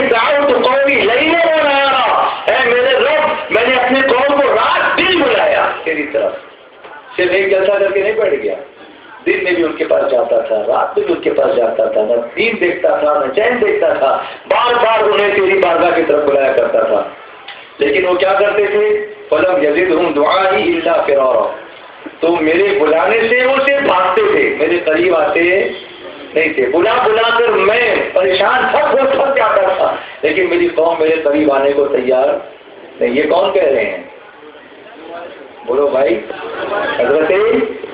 اس سے ان کے ایفرٹس معلوم ہوتے ہیں، اور انبیاء کرام کی زندگی سے ہمیں سبق ملتا ہے کہ جب نبی بھی محنت کر رہے ہیں تو امتیوں کو کتنی محنت کرنی چاہیے. رات دن میں ان کو بلاتا رہا، لیکن وہ کیا کرتے تھے؟ بات ہے وَإِنِّي كُلَّمَا دَعَوْتُهُمْ لِتَغْفِرَ لَهُمْ، اللہ اللہ، اور میں نے جتنی بار انہیں بلایا کہ تجھ پر ایمان لے آئیں، اور کس لیے بلایا؟ لِتَغْفِرَ لَهُمْ، کہ تو ان کو بخشے. تو جانتے ہو نوح علیہ السلام فرماتے ہیں انہوں نے کیا کیا؟ جعلوا اصابعهم فی آذانہم، انہوں نے اپنے کانوں میں انگلیاں ڈال دی کہ کہیں ان کی آواز ہمیں سنائی نہ دے. آپ سوچو انبیاء کتنی تکلیف سے دین کی دعوت دیتے تھے. آج تو ہمارے لیے لوگ سننے کے لیے آتے ہیں، باضابطہ تاریخیں مانگتے ہیں، ڈیٹ مانگتے ہیں، ادھر ہمارے علاقے میں آ جائیے، بیٹھیے، پروگرام کیجیے، اسٹیج سجاتے ہیں، مائک لگاتے ہیں، اچھا ساؤنڈ سسٹم لگاتے ہیں، ڈیکوریشن کرتے ہیں، اور پھر بھی اگر ہم دعوت نہ پہنچائیں تو پھر ان انبیاء کرام کو قیامت میں کیا منہ دکھائیں گے؟ جن کو سننے کو، نبی کو سننے کو لوگ تیار نہیں ہیں اور اپنے کانوں میں انگلیاں لے رہے ہیں. خود نوح علیہ السلام اللہ کی بارگاہ میں شکایت کر رہے ہیں کہ بولا میری قوم مجھے سننے کو تیار نہیں. وہ کیا کرتی ہے؟ اپنے کانوں میں انگلیاں ڈال لیتے ہیں. وَجَعَلُوا أَصَابِعَهُمْ فِي آذَانِهِمْ وَاسْتَغْشَوْا ثِيَابَهُمْ، اور اپنے کپڑے اوڑھ لیے. یعنی وہ کیا کرتے تھے؟ اپنے کپڑے کو چادر کے منہ چھپا لیتے تھے کہ نوح علیہ السلام دیکھنے نہ پائیں اور پھر دعوت نہ دیں دین کی. اتنی تکلیف تو ہم کو نہیں ہے نا. ہم بات کریں گے تو لوگ مان جائیں گے، لیکن ہم باتیں نہیں کرتے. اور اس کے بعد پھر بھی نوح علیہ السلام نے بات نہیں چھوڑی، 950 سال تک تبلیغ کرتے رہے. بولیے نا، اور محبت سے بولیے. اپنے کپڑے اوڑھ لیے اور ہٹ کرنے لگے، ہٹ دروی کرنے لگے، ضد کرنے لگے، اور بڑا غرور کیا. اور میری دعوت کو قبول کرنا اپنی شان کے خلاف جانا. نوح علیہ السلام فرماتے ہیں ایسا میں نے کہا، رات دن میں نے ایسا کیا. انہوں نے کیا کیا؟ کان میں انگلیاں ڈال لی، چہرے چھپا لیے، کپڑوں کے اندر چہرے چھپا لیے. پھر فرماتے ہیں میں نے ایک کام کیا، ثم انی دعوتہم جہارا، تو پھر میں نے اعلانیہ جلسے شروع کیے کہ چلو بھائی جو لوگ زور زور سے سنتے ہوں گے میری آواز کو تو میں کہیں اعلانیہ بلانا شروع کر دوں. اکیلے بلا کے تھک گیا تو اعلانیہ جلسہ شروع کر دیا. پرسنل ٹچ نہیں تو جنرلی صحیح، کہیں کھڑا ہو جاؤں گا اور پکار کے بلاؤں گا تو ہو سکتا ہے کہ کہیں راستے سے چلتے ہوئے لوگ میرے پاس آ جائیں اور میری بات کو سنیں. جہارا. پھر کہا ثم انی اعلنت لهم واسررت لهم اسرارا، پھر میں نے ان سے اعلان کے ساتھ بھی کہا اور پھر ان سے آہستہ اور خفیہ بھی کہا. یعنی ایک ایک کو پکڑ کے آہستہ سے، بھائی صاحب سنیے نا میری بات، پھر میں اللہ کی طرف بلاتا ہوں. طریقے کتنے میں کیا؟ پہلے گروپ کو پکڑا، کانوں میں انگلیاں دیے، پھر اعلانیہ پکارا، نہیں سننے کو آئے، پھر ایک ایک کو جا کر کے انڈیویجل پکڑا، انہوں نے بھی ماننے سے انکار کر دیا، اور خفیہ بھی جا کر کے کہا، اعلانیہ بھی کہا، اور پھر ان سے کہا وَقُلْتُ اسْتَغْفِرُوا رَبَّكُمْ إِنَّهُ كَانَ غَفَّارًا، تو میں نے کہا اپنے رب سے معافی مانگو، وہ بڑا معاف فرمانے والا ہے، وہ بڑا معاف فرمانے والا. اور صرف معافی نہیں فرمائے گا، اگر ہم اپنے مولا سے معافی مانگیں گے تو کئی چیزوں کا علاج استغفار میں عطا فرما دیا. ہم سمجھتے ہیں کہ صرف استغفار کرنے سے صرف گناہ ہی بخشے جاتے ہیں، ایسا نہیں ہے. سنو کیا فرمایا، فَقُلْتُ اسْتَغْفِرُوا رَبَّكُمْ إِنَّهُ كَانَ غَفَّارًا يُرْسِلِ السَّمَاءَ عَلَيْكُم مِّدْرَارًا وَيُمْدِدْكُم بِأَمْوَالٍ وَبَنِينَ وَيَجْعَل لَّكُمْ جَنَّاتٍ وَيَجْعَل لَّكُمْ أَنْهَارًا مَا لَكُمْ لَا تَرْجُونَ لِلَّهِ وَقَارًا.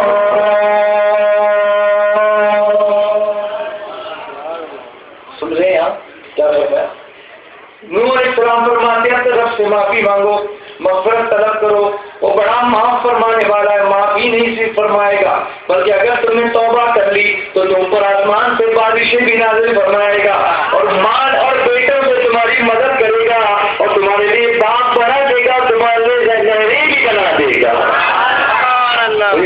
حضرت حسن رضی اللہ تعالیٰ عنہ کے پاس کچھ لوگ آئے، کچھ لوگ بیٹھے ہوئے تھے اور کسی نے آ کر کے کہا حضور ہمارے گاؤں میں بارش نہیں ہوتی، کچھ وظیفہ دیجیے۔ مولا حضرت حسن مصطفیٰ رضی اللہ تعالیٰ فرماتے استغفار پڑھو، مانگو، تمہارے یہاں بارش ہو جائے گی۔ وہ چلا گیا۔ دوسرا شخص آیا، اس نے کہا حضور ہمارے مال میں برکت نہیں ہوتی، کچھ وظیفہ دیجیے۔ آپ نے فرمایا استغفار پڑھو، وہ بھی چلا گیا۔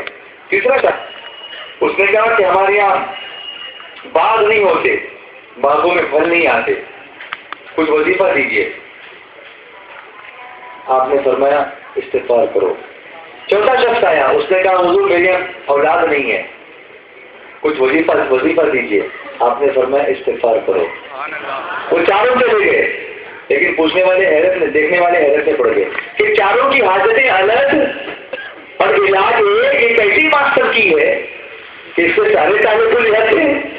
تو حضور آنے والوں کی حاجتیں الگ الگ اور آپ علاج ایک ہی دے رہے۔ فرمایا کیا آپ نے سورہ نوح کی آیتیں نہیں پڑھی اس میں اللہ نے ساری چیزوں کا ذکر فرمایا؟ فاستغفروا ربكم انه كان غفارا يرسل السماء عليكم مدرارا ويمددكم باموال وبنين ويجعل لكم جنات ويجعل لكم انهارا ما لكم لا ترجون لله وقارا۔ تو اللہ نے ان ساری چیزوں کی برکتیں استغفار کے اندر پوشیدہ اور چھپی ہوئی رکھی ہیں۔ جو شخص استغفار کرے گا اس کی وہاں ہمیشہ بارش بھی اچھی ہوگی۔ جو لوگ استغفار کریں گے انہیں اولادیں بھی کثرت سے ہوں گی۔ جو لوگ استغفار کریں گے ان کے مال میں برکت ہوگی، اور جو لوگ استغفار کریں گے ان کی زمینیں بھی بنجر نہیں رہیں گی بلکہ پھل دینے والی ہے، نہریں جو برسانے والی ہو جائیں گی، بہانے والی ہو جائیں گی۔ آپ سے بولو، لیکن آپ مجھے بتائیے، یقین کے ساتھ بتائیے، ذرا سوچ کے بتائیے، آج دن میں کتنی مرتبہ آپ استغفار کرتے ہیں؟ کتنی مرتبہ استغفار کرتے ہیں؟ خود حضور صلی اللہ علیہ وسلم دن میں 100 مرتبہ 70 مرتبہ استغفار کیا کرتے تھے، جبکہ آپ سید المعصومین ہیں اور ہم گناہوں کے سردار ہیں، گنہگاروں کے، اس کے باوجود ہم اللہ کی بارگاہ میں ایک بار توبہ بھی نہیں کرتے دن میں۔ مجھے بتاؤ کتنے افسوس کی بات ہے۔ کیا ہمیں استغفار نہیں پڑھنا چاہیے؟ کیا ہمیں نماز کی پابندی نہیں کرنی چاہیے؟ ارے بولو اپنے بچوں سے کہ بیٹا پڑھو استغفر اللہ، تو پڑھے گا وہ، اسی بارے تم بھی تو پڑھو گے۔ میں یہی کہہ رہا ہوں، بولو، تمہارے اندر یہ طاقت ہے کہ ہاتھ سے روکو، زبان تو اللہ نے دی ہے نا، اپنی زبان کا استعمال اللہ کی دین کے لیے کیوں نہیں کرتے؟ اپنی فرما برداری کے لیے کرتے ہو اور اس سے ناراض بھی ہوتے ہو، بات نہیں مانے گا تو، اور اللہ رسول کی بات نہیں مانتا تو تم ناراض کیوں نہیں ہوتے اس سے؟ اس لیے کہ تمہیں اس کا احساس نہیں ہے۔ وہ نماز نہیں کرتا تم اس سے ناراض کیوں نہیں ہوتے؟ جبکہ ناراض ہونا چاہیے تم کو۔ حضور صلی اللہ علیہ وسلم کسی پر کبھی بھی ظلم ہوتا ہوا نہیں دیکھ سکتے تھے، کسی کی تکلیف کو برداشت نہیں کر سکتے تھے، لیکن وہی میرے آقا فرماتے ہیں جب بچہ 7 سال کا ہو جائے تو اسے نماز کا حکم دو، اور جب 10 سال کا ہو جائے اور نہ پڑھے تو مار کے پڑھاؤ۔ جب حضور مارنے کے لیے کہیں تو وہ چیز کتنی تاکیدن ہونی چاہیے، آپ سوچو کتنی تاکید ہونی چاہیے۔ لیکن ہم اپنے کام کے لیے تو ماریں گے، نماز کے لیے نہیں مارتے ہیں بچوں کو۔ بتاؤ یہ بات صحیح ہے کہ نہیں ہے؟ تو کیا ہم بدلیں گے کہ نہیں بدلیں گے؟ میں کہتا ہوں بولو، راستے سے نکلو گے تو بولو سب کو۔ میں یہی کیمپین کر رہا ہوں آج کل کے، کم آن say something, tell them, come to the masjid، بولتے رہو، انشاءاللہ کبھی نہ کبھی اثر ہو ہی جائے گا، کبھی نہ کبھی اثر ہو جائے گا۔ پھر اس کے بعد اللہ تعالیٰ بیان فرماتا ہے، تم نہیں سمجھتے ہو کہ میں نے تمہیں کیا کیا عطا کیا، اللہ اپنی نعمتوں کا تذکرہ فرماتا ہے۔ اللہ اللہ، اب یہ سب چیزیں ہمیں نظر آتی ہیں لیکن ہمارا دھیان اس پر نہیں ہے، کیونکہ بمبئی کی بلڈنگوں کے اوپر کوئی دکھتا ہی نہیں ہے، نہ کبھی چاند دیکھنے کا کچھ شعور ہے کسی کو کتنا بڑا ہو گیا ہے، نہ ستارے کہیں نظر آتے ہیں۔ بلڈنگوں پر لگے ہوئے تم کو میں ہی تو ستاروں کی طرح چمکتے ہیں، تو آسمان کی ستاروں کو دیکھنے کی فرصت ذرا کسی بمبئی جیسے شہر میں آپ دیکھو۔ اللہ تعالیٰ فرماتا ہے وَقَدْ خَلَقَكُمْ أَطْوَارًا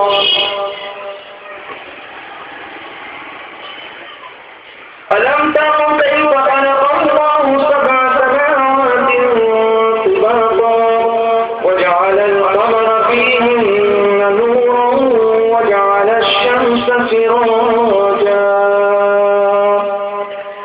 وَاللَّهُ أَنبَتَكُم مِّنَ الْأَرْضِ نَبَاتًا ثُمَّ يُعِيدُكُمْ فِيهَا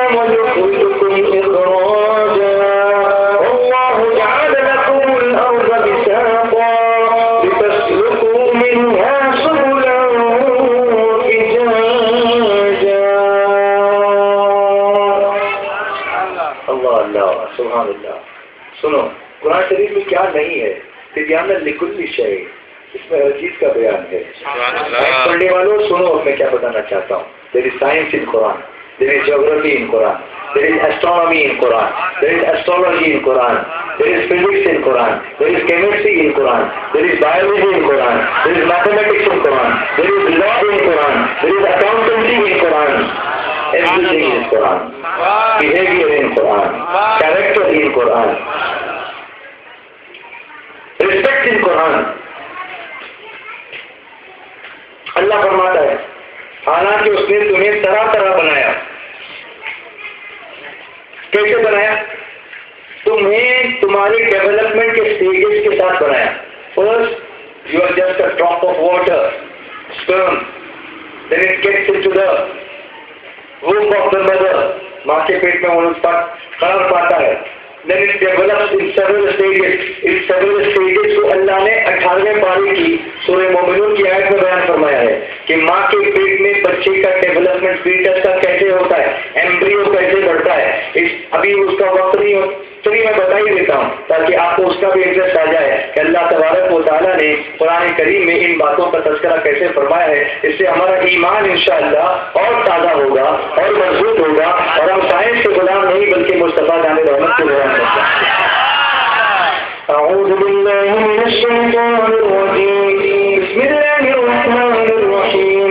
وَلَقَدْ خَلَقْنَا الْإِنسَانَ مِن سُلَالَةٍ مِّن طِينٍ ثُمَّ جَعَلْنَاهُ نُطْفَةً فِي قَرَارٍ مَّكِينٍ ثُمَّ خَلَقْنَا النُّطْفَةَ عَلَقَةً فَخَلَقْنَا الْعَلَقَةَ مُضْغَةً فَخَلَقْنَا الْمُضْغَةَ عِظَامًا فَكَسَوْنَا الْعِظَامَ لَحْمًا ثُمَّ أَنشَأْنَاهُ خَلْقًا آخَرَ وَتَبَارَكَ اللَّهُ أَحْسَنُ الْخَالِقِينَ. کیسا لگ رہا ہے؟ سبحان اللہ، ماشاءاللہ. بولو نا. میں چاہتا ہوں کہ تم قرآن شریف پڑھنے لگ جاؤ. سبحان اللہ. قرآن شریف تو پڑھنے لگی گئی، اب قرآن ہاتھ میں لے دو کہ آغاز سے اخیر تک قرآن ہے ناصر مصطفیٰ محبوب کے بیان کا کیسا انوکھا تن ہے. The developmental stages of human being are described by Quran even before it were known to the scientists. Scientist کو معلوم ہونے سے پہلے قرآن نے اس کو بیان کر دیا. کتنا امپورٹنٹ یہ چیپٹر ہے. آپ سے دیکھو سورہ مومنون، اللہ فرماتا ہے بے شک ہم نے آدمی کو چنی ہوئی مٹی سے بنایا. اب وہ آدمی کون جو مٹی سے بنایا گیا؟ وہ حضرت آدم علیہ السلام. سبحان اللہ. سب سے پہلے آدمی کون ہے؟ بولو بھائی. چارلس ڈارون کی پہلی نسل نہ مانو کہ وہ کہتا ہے کہ مین از ایوولڈ فرام منکیز. انسان بندر کی اولاد ہے. لا حول ولا قوت الا باللہ. انسان بندر کی اولاد نہیں، انسان حضرت آدم کی اولاد ہے. حضرت آدم اور حوا کی اولاد ہے. انگلینڈ میں ایک یونیورسٹی کے اسٹوڈنٹ نے مجھ سے کوشچن کیا تھا، what do you have to say about the theory of Darwin, evolution, theory of evolution. میں نے کہا absolutely rubbish, I don't believe in that theory. اس نے کہا survival of the fittest, that is the theory of Darwin. میں نے کہا I don't believe in that. اس نے کہا ایسا کیوں ہے؟ میں نے کہا Darwin says that man is made evolved from monkeys. monkeys ہے نا، بندر سے ترقی کر کے انسان بنا ہے. میں نے کہا evolution is it a continuous process or is it stopped? تو سائنس کہتا ہے کہ it's a continuous process. Evolution is still going on. It's never stopped. People keep evolving. ہے نا. ارتقاء کا عمل جو ہے اردو میں بتاؤں تو مسلسل ہوتا ہے، ارتقاء کا عمل ٹھہرتا نہیں ہے. تو میں نے کہا کہ وہ انسان پہ آ کے کیوں ٹھہر گیا ہے؟ جب انسان بندر سے انسان بنا ہے تو اس انسان کو کوئی راکشس بن جانا چاہیے تھا. وہ کیوں ٹھہر گیا؟ اور اگر انسان بندر سے انسان بنا ہے تو آج کل جنگل کے بندر انسان کیوں نہیں بنتے ہیں؟ انہیں بھی انسان بنانا چاہیے تھا. کیا ان کی ترقی رک گئی ہے؟ ہم اس کو نہیں مانتے. ہم وہ مانتے ہیں جو اللہ اس کے رسول نے ہم کو بتایا ہے. اور وہ سائنٹیفکلی بھی حق ہے اور وہ اسپرچولی بھی حق ہے کہ انسان آدم کی اولاد ہے. بولو نا، اور پیار سے بولو. اب جو بندروں کی حرکتیں کرتے ہیں وہ مانے اپنے کو بندر کا بیٹا، لیکن ہم انسانوں کی حرکتیں کرتے ہیں. سبحان اللہ. ہم انسان کامل کو ایمان رکھنے والے ہیں کہ اللہ کی سرتابہ قدم شان ہے یہ انسان نہیں، انسان وہ انسان ہے یہ. قرآن تو ایمان بتاتا ہے انہیں، اور ایمان یہ کہتا ہے میری جان ہے. جانے انسانیت کو مانتے ہیں، ہم روح انسانیت کو مانتے ہیں، ہم کمال انسانیت کو مانتے ہیں، ہم کمال آدمیت کو مانتے ہیں، اور ہم اس نور کو مانتے ہیں جس کے لیے اعلیٰ حضرت فرماتے ہیں تیری نسل پاک میں ہے بچہ بچہ نور کا، تو ہے عین نور تیرا سب گھرانہ، بولو تو ہے عین نور، پھر سے بولو تو ہے عین نور.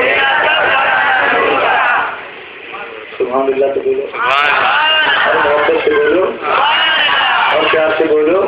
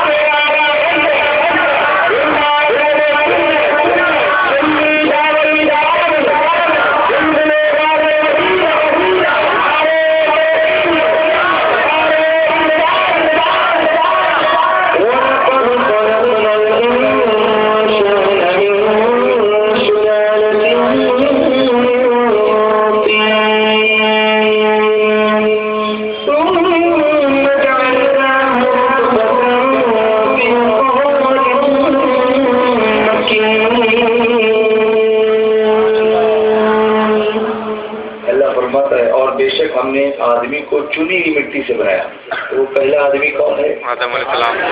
اس کے بعد کہاں سے کہاں چلی جاتی ہے، پھر ناک بھی آ جاتی ہے اور پھر بات بھی ہو جاتی ہے. سبحان اللہ. اب چنی ہوئی مٹی قرآن کہتا ہے. Have you ever wondered why the human beings they are of different colors and different shapes؟ کیوں ایسا ہے؟ الگ الگ جگہ کے انسانوں کا رنگ الگ الگ کیوں ہے؟ تو جب آدم علیہ السلام کی مٹی کا جو خمیر بنایا جا رہا تھا، جو گوندا جا رہا تھا آپ کی مٹی کو، حضرت جبریل علیہ السلام کو حکم دیا گیا مٹی لانے کے لیے، وہ نہیں لائے. پھر میکائیل علیہ السلام آئے، پھر اسرافیل علیہ السلام آئے، آخر میں اسرائیل علیہ السلام کو بھیجا گیا. انہوں نے مٹی کی کوئی پرواہ نہ کی، اس کو رونے کی اور اس کو کھینچ کر لائے. تو اللہ نے فرمایا اب تمہیں روح نکالنے کی ذمہ داری تم کو ہی دوں گا، تم رحم نہیں کرو گے. اور وہ جگہ جگہ سے مٹی لے کر کے آئے، دنیا سے مختلف جگہوں سے مٹی لے کر کے آئے. اس لیے آدم علیہ السلام کی اولادوں میں مختلف لوگ ہوتے ہیں. بولو نا. اور قرآن اس کا تذکرہ کرا، ہم نے چنی ہوئی مٹی سے بنایا. It was a selected clay from different parts, اس سے بنایا. پھر اسے پانی کی بوند کیا. لیکن اب جب آدم علیہ السلام دنیا میں آ گئے تو اب جب انسان کی اولاد کا سلسلہ چلے گا تو اب وہ مٹی سے نہیں بلکہ وہ پانی سے. اب سائنس کہتی ہے لائف بگین ان واٹر. بولیے نا، زندگی کی ابتدا پانی میں ہوئی. کہیے نا، بولو نا، اور پیار سے بولو. اور قرآن پاک میں جگہ اللہ نے فرمایا وجعلنا من الماء كل شيء حي. اللہ فرماتا ہے ہم نے پانی سے ہر چیز کو زندگی بخشی. تم ڈسکوری بعد میں کرتے رہو، قرآن ریولیشن پہلے کرتا ہے. لیکن افسوس کی بات یہ ہے کہ مسلمان اسی وقت قرآن پڑھتا ہے الا ماشاء اللہ جب کوئی مرتا ہے. اس سے پہلے تو پڑھنے کو تیار نہیں ہوتے. وہ بھی مدرسے کے بچوں سے کہتے ہیں کہ تم ہی پڑھ لو. وہ بھی باہر باکڑے ہی پر بیٹھتے، اندر آ کے نہیں بیٹھتے. اندر آ بھی گئے تو پہلے دیکھتے ہیں وہ پیٹی میں کچھ بچا تو نہیں ہے. باقی صاحب وہ تسبیح دے دو نا، ابھی تو میں ابھی آیا ہوں، پورا نہیں ہو پائے گا. پھر کسی نے ہاتھ میں دے بھی دیا تو پھر دیکھتے ہیں کہ کسی کا ختم ہوا، کسی بچے کا مدرسے کے طالب علم کا نہیں، بیٹا سر یہ پورا کر دینا. یہ ہے ہمارا عالم. تو ہم کیا سیکھیں گے؟ قرآن زندگی کی کتاب ہے. قرآن سائنس کی کتاب نہیں، آپ اسے سائنس کی کتاب نہ کہیے، لیکن وہ چیزیں جو سائنس نہیں بتا سکتی وہ قرآن بتا رہا ہے. یہ قرآن کا اعجاز ہے. بولو نا، اور محبت سے بولو اور پیار سے بولو. اللہ فرماتا ہے پانی کی بوند کیا ایک مضبوط ٹھہراؤ میں. وہ ٹھہراؤ ہے ماں کا رحم، جہاں پر وہ قطرہ جا کے قرار پاتا ہے، وہ جا کے اس کو سٹک ہو جاتا ہے. اور سائنس اب بیان کرتی ہے کہ جب ایک مرتبہ وہ وہاں سٹک ہو گیا، it's very difficult to remove it. You can't remove it like that unless something bad happens and it bleeds out, it can't come out. اگر کسی وجہ سے اس کو نکالنا پڑے تو اسے سکشن کے ذریعے کھینچ کے نکالنا پڑتا ہے، ادروائز وہ نہیں نکلے گا، یا پھر آپریشن کرنا پڑتا ہے. تو قرآن نے پہلے اس کو بیان کیا کہ مضبوط ٹھہراؤ ہے، وہ ایک مستقل مکان ہے، مقام ہے جہاں جا کے وہ سٹک ہو جاتا ہے. اس کرائٹیریا کو قرآن نے پہلے بیان کیا. اور کیسے بیان کیا بتاؤ آگے دیکھیے. ثم خلقنا النطفة علقة، پانی کی بوند تھی پہلے، اس کے بعد اس کو خون کا لوتھڑا بنا دیا. اس کے بعد جو ڈیولپ ہوتا ہے تو خون بنتا ہے. فخلقنا العلقة مضغة، پھر خون کی جو پٹکی ہوتی ہے اللہ فرماتا ہے اس کو گوشت بناتا ہوں میں. تیسری سٹیج، پہلے ہے نطفہ، پھر علقہ، پھر مضغہ، تو گوشت کا ٹکڑا بنتا ہے. پھر گوشت کی بوٹی کو ہڈیاں، فخلقنا المضغة عظاما، پھر ہڈیاں بنتی ہیں. فقسمنا العظام لحما، اور پھر ہڈیوں پہ پھر گوشت چڑھتا ہے. اب یہ ہڈیاں اندر اس پہ گوشت چڑھا ہوا ہے. اب یہ کرائٹیریا ماں کے پیٹ کے اندر ہوتا ہے، انسائڈ، جس کے اندر کتنے پردے ہوتے ہیں اس کا بھی بیان قرآن پاک کی دوسری آیت میں ہے. ابھی میں اس کا ٹاپک نہیں، اس سے میں نہیں لوں گا، ورنہ جو 3 لیئرز ہوتی ہیں جو ابھی سونوگرافی سے دکھنے لگی ہیں قرآن نے اس کو پہلے بیان کیا. قرآن پاک نے اس کو پہلے بیان کیا. اب سوچو کہ کتنا بڑا خزانہ ہمارے پاس ہے، ہم اس کو پڑھ بھی نہیں رہے. ایٹ لیسٹ ریڈ، اسی لیے کہتا ہوں پڑھو، بولو کہ پڑھو اس کو. جیسے اس کو گلاس میں لپیٹ کے اتنا ٹائٹ باندھ کے مت رکھ دو، کھولو اس کو، اس کتاب اور پڑھو. اپنے دل کو بھی کھولو، اپنی آنکھیں بھی کھولو، اپنے کان بھی کھولو اور سمجھو اس کو. تو یہ جو اسٹیجز ہیں، نطفہ، علقہ، مضغہ، پھر عظام، فقسمنا العظام لحما، اور اس عظام پر، یعنی ہڈی پر، پھر اس پر گوشت چڑھتا ہے. ثم انشأناه خلقا آخر، پھر اسے اور صورت میں اٹھان دی، یعنی پھر اس کے بعد اس کا چہرہ اور ساری چیزیں واضح ہوتی ہیں. فتبارک اللہ احسن الخالقین، اللہ فرماتے بڑی برکت والا ہے اللہ، سب سے بہتر بنانے والا. کون بنانے والا ہے؟ اللہ، سب سے بہتر بنانے والا. اب آپ سوچیں اس کے بارے میں کہ یہ چیزیں کہاں ہو رہی ہیں؟ اندر، بے شمار پردوں کے اندر، ماں کے پیٹ کے اندر، جس کو بغیر مشینوں کے اس وقت نہیں دیکھا گیا جب حضور پر قرآن نازل ہوا تھا. یہ سونوگرافی، یہ لیپروسکوپی، یہ مائکروسکوپ، یہ ساری چیزیں، ٹیلیسکوپ، یہ چیزیں اس وقت نہیں تھیں، لیکن اس وقت بھی پردے اٹھائے جا رہے تھے. نگاہ نبوت کے ذریعے سارے اسرار سمجھائے جا رہے تھے، اور قرآن کی آیتیں وہ چیزیں آپ بتا رہی ہیں جو سائنٹسٹ دیکھنے کے بعد بتا رہے ہیں. اس نبی نے اپنی نبوت کے علم سے ہمیں پہلے ہی بتا دیا. یہ بات بھی ثابت کرتی ہے کہ قرآن اللہ کی کتاب ہے اور حضور اللہ کے حق رسول ہیں. بولو نا، سے بولو. اب وہی بات سورہ نور میں یہاں پر آ رہی ہے. وَقَدْ خَلَقَكُمْ أَطْوَارًا، حالانکہ اس نے تمہیں طرح طرح بنایا، یعنی نطفے سے لے کر کے آگے بڑھانے تک جو بھی میں نے آپ کے سامنے پیش کیا، کبھی نطفہ، کبھی علقہ، کبھی مضغہ، یہاں تک کہ تم کو پورا انسان بنا دیا. اس کو اگر دیکھو گے تو اللہ کی وضاحت پر ایمان لاؤ گے کہ وہ اللہ ہے جو یہ سب کر سکتا ہے. ایک ڈاکٹر سے میری گفتگو ہوئی تھی، بہت جگہوں پر میں یہ بیان کر چکا ہوں، صرف اس کو تیز کے لیے آپ کو بتاؤں، سمجھانے کے لیے. آرتھوپیڈک سرجن تھا، خدا کو ہی نہیں مانتا تھا. کچھ دن پہلے کی بات ہے، معاذ اللہ، اللہ کو مانتا ہی نہیں تھا. تو میں نے اس سے کچھ سوالات کیے تھے. اس میں میرا ایک سوال یہ بھی تھا کہ ڈاکٹر یہ بتاؤ، you are an orthopaedic surgeon, تم ہڈی کے ڈاکٹر ہو، when somebody's bones break تو تم کرتے کیا ہو؟ ہڈی ٹوٹتی ہے تو کیا کرتے ہو؟ اس نے کہا میں پلاسٹر لگا دیتا ہوں. میں نے کہا پلاسٹر لگانے کے بعد کیا ہوتا ہے؟ تو اس نے کہا کہ وہ ہڈی جڑ جاتی ہے. میں نے کہا ڈاکٹر سچ بتاؤ، تم تو پلاسٹر کر دیتے ہو، ہڈی کو اس کی جگہ رکھ دیتے ہو، لیکن اس کو جوڑنے والا کون ہے؟ تم بتاؤ تو ہڈی کو تم جوڑتے ہو؟ اس نے کہا میں تو نہیں جوڑتا. میں نے کہا وہ اللہ ہے جو اس پردے کے اندر بھی اس ہڈی کو جوڑ دیتا ہے. پھر میری گفتگو کچھ 30-40 منٹ کی، انشاءاللہ الحمدللہ اس نے کلمہ بھی پڑھ لیا. اللہ کا شکر ہے. اس کا نام محمد علی رکھا ہے. دعا فرمائے اللہ سے استقامت کی دین نصیب کرتا ہے. جب بولو گے نا تبھی ہوگا. میں یہی کہہ رہا ہوں، بولو اپنے بچوں سے، بولو ان کو، سمجھاؤ ان کو، بات کرو. صرف منہ بند کر کے بیٹھو. اپنے حق کے لیے مورچے لے کے نکلتے ہو اور دین حق کے لیے کیا کرتے ہو؟ اس کا سوال نہیں ہوگا، اس کا سوال تم سے نہیں ہوگا. ہماری مانگیں پوری کرو، سب تمہارا پورا کرو. تم کچھ کرو گے کہ نہیں کرو گے؟ کہ تمہارا بھی کچھ حق بنتا ہے کہ نہیں بنتا ہے کہ تم بھی کچھ کرو؟ اللہ فرماتا ہے جب بندہ میری طرف ایک قدم بڑھتا ہے تو میں اس سے 10 قدم تک ہو جاتا ہوں. ایک قدم تو بڑھاؤ. وہ ایک قدم، there is no initiation, there is no progression. گاڑی اسٹارٹ ہی نہیں کرو تو ایکسیلیٹر کا حل ہوتا ہے. تو اسٹارٹ تو کرو، پھر ایکسیلیٹر آئے گا خود بخود. لیکن تمہیں کچھ کرنا ہوگا، آگے بڑھنا ہوگا. بولو گے انشاءاللہ اس کے بعد بولنے والے بن جاؤ. دعوت کو، دین کی دعوت کا مزاج جہاں ہوتا ہے وہاں سب کا دماغ بھرا بھرا ہوتا ہے. اگر دعوتی مزاج نہیں ہوتا وہاں سب کو غصہ آنے لگتا ہے، سب کو غصہ آنے لگتا ہے، سب بھڑکنے لگتے ہیں ایک دوسرے پر. ایسا مت کرو. ایک دوسرے کے عیبوں کو چھپاؤ، اللہ تمہارے عیبوں کو چھپائے گا انشاءاللہ. وجعل پھر فرمایا علم ترو، کیا نہیں دیکھتے؟ اب اللہ فرماتا دیکھو تمہارے اطراف میں نے سب بکھیر کے رکھا ہے، نظر تو کرو، دیکھو تو صحیح، کیا تم نہیں دیکھتے؟ کیف خلق اللہ 7 سماوات طباقا، اللہ نے کیوں کر 7 آسمان بنائے، ایک پر ایک پر ایک پر ایک. کتنے ہیں؟ 7 heavens. آج سائنس کہتی ہے there are 7 layers. اور قرآن کہتا ہے میں نے اللہ نے 7 آسمان بنائے. اس کے ساتھ کتنے آسمان ہیں؟ 1400 برس پہلے بتائے جا رہے ہیں. اس کے ایک کے اندر کا دکھتا تم کو قرآن نے دکھا دیا، رسول اعظم نے نگاہ نبوت نے دکھا دیا. اور کوئی درد کیا تم سے یہاں ہو بلا، جب نہ خدا ہی چھپا تم سے.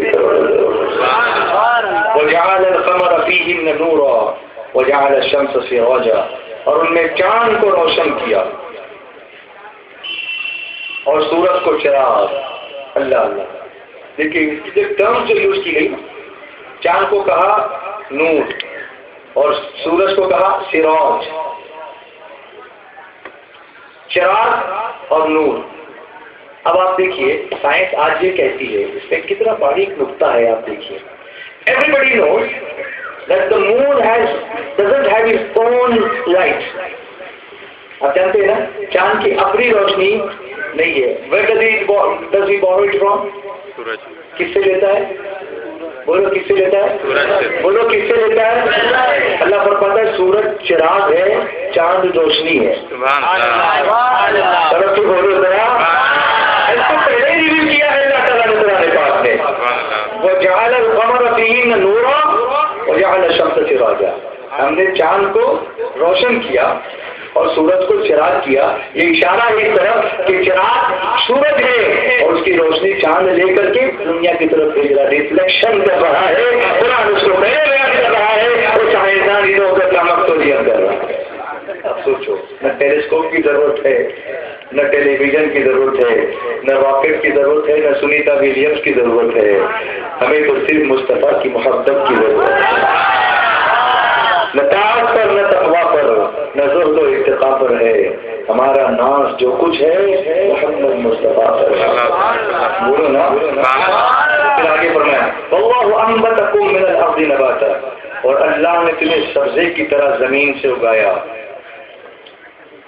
سبزے کی طرح زمین سے، جیسے سبزہ زمین سے اگتا ہے نا، اس میں اشارہ ہے آدم علیہ السلام کو مٹی سے بنایا تھا نا، تو جیسے گھاس بھی مٹی سے اگتی ہے، آدم بھی مٹی سے اگائے گئے ہیں. اللہ اکبر.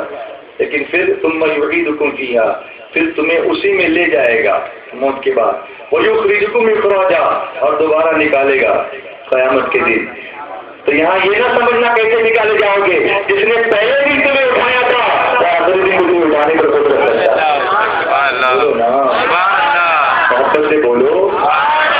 تو یہ ساری چیزیں اللہ نے بیان فرمائی تاکہ ہم روشنی دیکھیں، نشانی دیکھیں، چاند دیکھیں، سورج دیکھیں، اللہ کی کتاب کو سمجھنے کی کوشش کریں اور اپنے ایمان کو مضبوط کریں، اپنے ایمان کو مضبوط کریں.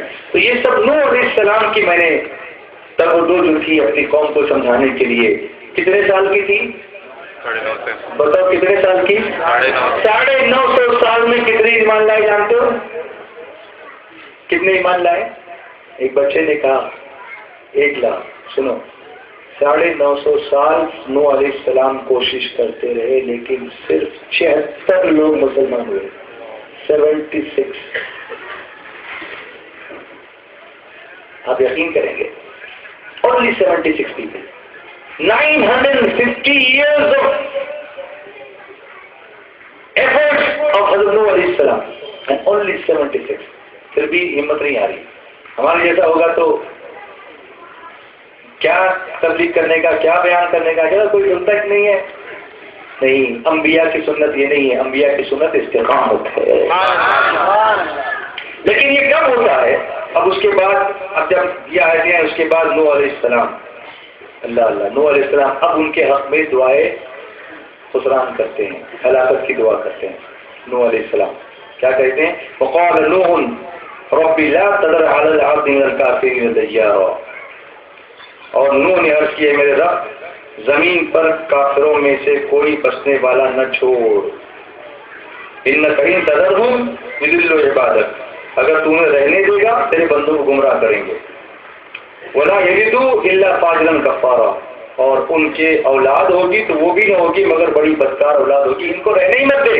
تب طوفان آیا، تب طوفان. اب میرے حضور کی بات دیکھو، میرے آقا علیہ الصلوۃ والسلام فرماتے کہ ہر نبی کو ایک مخصوص دعا دی گئی، ایک خاص دعا، صرف ایک خاص دعا ہر نبی کو دی گئی، اور ہر نبی نے اسے دنیا میں کہیں نہ کہیں استعمال کیا. جیسے نوح علیہ السلام نے یہاں استعمال کیا، موسیٰ علیہ السلام نے بنی اسرائیل کے لیے استعمال کیا. لیکن میرے آقا فرماتے ہیں میں نے اس دعا کو اپنی امت کے لیے، آخرت کے لیے باقی رکھا ہے. کہ جب میری بخشش، میرے امت کی بخشش نہیں ہو رہی ہوگی اور وہ جہنم میں جاری ہوگی، اس وقت اللہ سے اللہ بولا وہ دعا میں آج کرتا ہوں میری امت کی بخشش کروا. ایسے عظیم رسول کے ہم امتی ہیں اور پھر بھی ان کے احسان کو ہم بھول گئے، پھر بھی ان کے احسان کو بھول گئے. اب دیکھو، ایک طرف نوح علیہ السلام یہاں دعائیں ہلاکت کر رہے ہیں اپنی قوم کے لیے، اور دوسری طرف حضور کی محبت کا اللہ بیان فرما رہا ہے کہ جب حضور کی بات لوگوں نے نہیں مانی، نوح علیہ السلام کی بات نہیں مانی کہ اللہ ان کو ہلاک کر دے، اور جب میرے آقا کی بات نہیں نہیں مانی تو قرآن کیا کہتا ہے؟ سورہ شعراء کی آیتیں آپ کے سامنے رکھتا ہوں. اللہ تعالیٰ فرماتا ہے اعوذ باللہ من الشیطان الرجیم بسم اللہ الرحمن الرحیم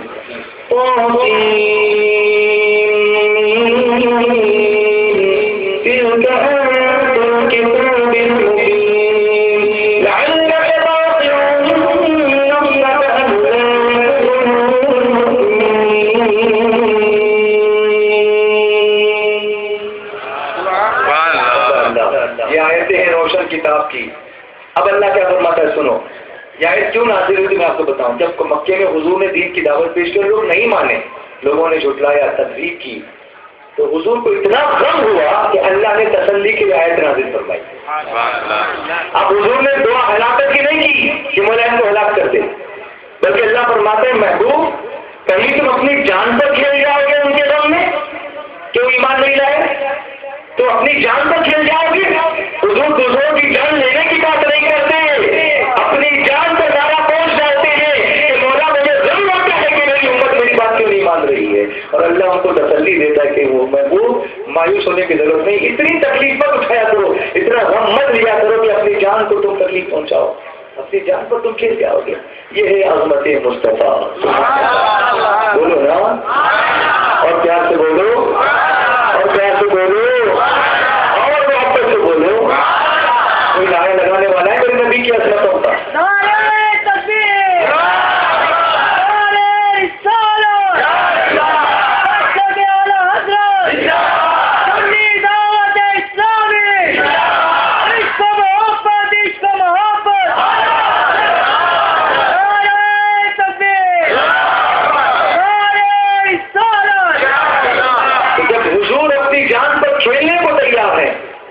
تو پھر ہم کیوں نہ کہیں تیرے نام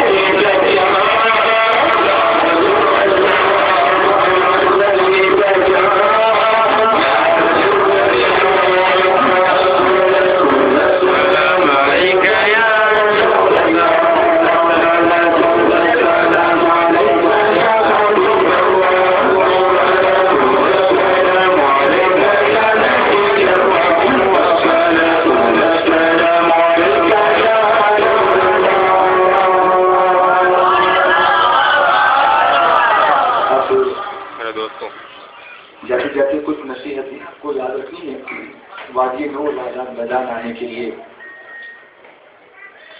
پہلے تو یہ کہ آپ بولنے لگ جاؤ، دعوت دینے لگ جاؤ انشاءاللہ، پروگرام پر آپ کو موقوف نہیں رکھنا چاہیے، ایک دوسرے کو پکڑ کے دعوت دو گے انشاءاللہ۔ آج سے بولتے ہو جاؤ، بس نماز کے لیے بولنے لگو، گھر میں اپنے بولنے لگو، بچوں کو بولو، بچیوں کو بولو، گھر والوں کو بولو، پڑھو نماز، روز بولو، سنے نہیں سنے، نوح علیہ السلام کی 950 سال نہیں سنے تو تم 50 سال نہیں بول سکتے؟ نہیں بول سکتے، بولو بس، تو تم کو کتنا صبر کرنا چاہیے؟ تم کو اتنی عمر بھی نہیں دی گئی، انہوں نے کیا کرنا تھا پھر؟ تو بولنے کی عادت بناؤ، بولتے رہو، ہدایت دینا اللہ کا کام ہے، جیسے ہمارا کام نہیں، ہمیں بولنے کا ثواب تو ملے گا سب سے کم۔ اور نمبر 2، ایک بات یاد رکھو کہ جب ہم اجتماع میں جائیں گے تو جاتے وقت راستے میں کسی قسم کی شرارت، چھیڑخانی، نعرے بازی، تانے بازی، چپڑے بازی، یہ کچھ بھی نہیں کرنا، درود شریف پڑھتے ہوئے جانا، درود شریف پڑھتے ہوئے آنا، چلو انشاءاللہ۔ چاہے آپ بس سے جاؤ چاہے ٹرین سے جاؤ، ٹرین میں لٹکنا نہیں، لڑکوں کو بولتا ہوں خاص طور سے، یہ نوجوان ہیں نا بہت اسٹنٹ کرنے لگتے ہیں اور اپنی جان دیتے ہیں، یہ حرام ہے جان دینا اس طرح سے، اس بندے کی بخشش بھی کیسے ہوگی جو اپنی جان کو ہلاکت میں ڈالتا ہے، اس لیے اس طرح کے اسٹنٹ نہ کرو۔ کبھی اپائش ہو جاتے ہیں، کبھی کنواں میں چلے جاتے ہیں، 6 مہینے بچے کنواں میں رہتے ہیں، پھر باہر نہیں آتے، اس میں سے مر جاتے ہیں، ہمارے اسکولوں کے کتنے بچے اس میں جو ہے وہ جان دے دیتے ہیں، تو یہ اسٹنٹ بازی بند کرو۔ پھر میدان میں جانے کے بعد پچ پر چلے جاتے ہیں، کرکٹ کی پچز پر، اس کو ڈیمیج کرتے ہیں، پانی پیا بوتل پھینک دی، دودھ پیا گلاس پھینک دی، بیڑی پیا بیڑی پھینک دی، یہ سب کیا ہے؟ تو اپنے ساتھ تو پلاسٹک کی تھیلی رکھو اور ساری چیزیں جو ویسٹ ہوگا نا اس تھیلی میں ڈالو اور وہ تھیلی ڈسٹبن میں جا کے ڈال دو، چاہے تو وہاں ڈالو اپنے علاقے میں لا کے ڈالو، لیکن میدان میں کچرا نہیں کرنا۔ جس جگہ پہ ہم کو نماز پڑھنی ہے اس کو ہم آلودہ کر ڈالتے ہیں، ٹوائلٹ کی تکلیف ہوتی ہے تھوڑا صبر کرو، باہر سلبھ شوچالیہ وہاں چلے جاؤ، لیکن ادھر ادھر بیٹھ کے پیشاب پاخانے مت کرو، وہ میدان گندا ہو جاتا ہے، وہاں سے چلنے جیسا نہیں رہتا کوئی گیٹ کے پاس سے، اور آخری دن وہاں سے باہر ہونے میں بڑی تکلیف ہوتی ہے۔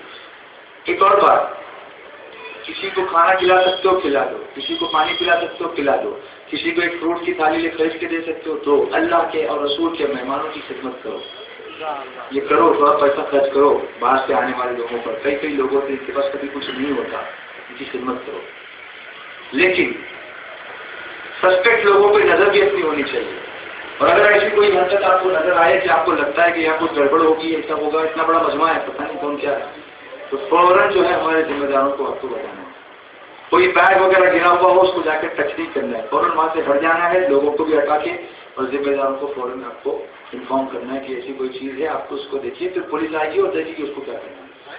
جو گیٹس ہیں جس پر DFMD لگایا جاتا ہے، ڈور فریم میٹل ڈیٹیکٹر، یا HHMD ہوتا ہے آپ کے ہینڈ ہیلڈ میٹل ڈیٹیکٹر، جس سے آپ کو فرسٹنگ کرتے ہیں، باڈی چیک کرتے ہیں، تو اس کے ساتھ کوآپریشن کرو، یہ ہماری سیکیورٹی کے لیے۔ آپ لوگ یہ مت بولیں ہاں ہم کو کیا چیک کرتا ہے، ہم تو اللہ والے ہیں، ایسا نہیں ہے، وہ مجھے بھی چیک کریں گے، اگر میں جاؤں گا وہاں سے تو میں یہ نہیں کہوں گا کہ میرے رضوان بھائی اس نے میری چیکنگ نہیں ہوتی، اگر وہ نہیں کریں گے تو میں ان سے کہوں گا آپ نے میری چیکنگ کیوں نہیں کی، میری شکل میں کوئی اور بھی آ سکتا ہے۔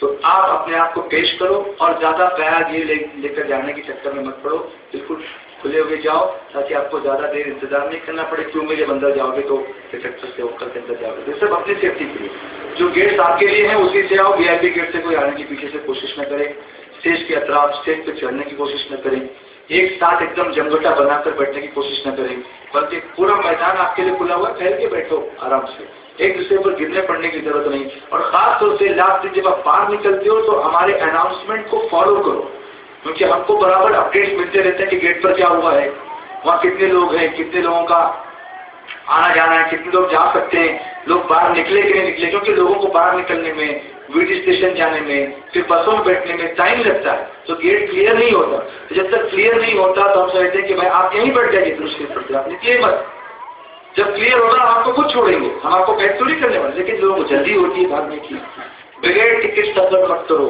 نہ بس میں اور نہ ٹرین میں، بغیر ٹکٹ سفر مت کرو، ہمارے والنٹیئر کوپن لے کے کھڑے ہوتے ہیں، وہ کوپن لو اور اس کو سفر کرو، ہاں، لیکن ہم کو یہ تاثر بالکل نہیں دینا کہ ہم انسیویلائز شہری ہیں، ہم ذمہ دار شہری ہیں، جس ملک پر رہتے ہیں وہاں کے قانون کا احترام کرتے ہیں اور کریں گے، وہ آپ کو کرنا چاہیے۔ کسی پولیس والے سے چاہے وہ لیڈی ہو جینٹ بدتمیزی بالکل نہیں، کبھی وہ سختی سے پیش آ بھی سکتے ہیں، سسپیکٹ کی کریں گے کبھی، تو پیش آ سکتے ہیں، وہ سب ہماری سیکیورٹی کے لیے، اس کو یاد رکھو۔ اس لیے آپ اس سب چیزوں پر دھیان رکھنا، اور یہ باتیں میری دوسروں تک پہنچائیے آپ کہ میں نے ایسا کہا ہے، آپ کو عمل کرنا ہے، کرو گے نا انشاءاللہ۔ اور زیادہ تر وقت جو ہے اللہ رسول کے ذکر میں گزارو، میچ دیکھنے میں نہیں۔ کبھی فٹ بال کا میچ ادھر چلتا ہے تو وہاں چلے جاتے ہیں، کبھی ٹینس کھیلتی ہیں لڑکیاں تو ان کو دیکھنے چلے جاتے ہیں، کبھی لڑکے یہاں پر کھیلتے ہیں کرکٹ کھیلتے کے لیے تو وہاں جا کے کھڑے جاتے ہیں۔ جب اجتماع میں آئے ہو کہ یہ سب تماشے دیکھنے کے لیے آئے، تو یہ تاثر نہیں آنا چاہیے، بلکہ یہ صحیح تاثر لوگوں تک ہمارا پہنچنا چاہیے۔ اللہ تعالیٰ عمل کی توفیق دے۔ آخر میں ایک منصبت پر طارق کریں گے، آواز کو سنتے ہیں۔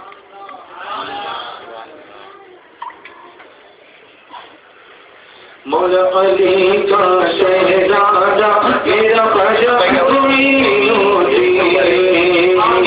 مولا علی کا شہزادہ میرا خواجہ معینالدین،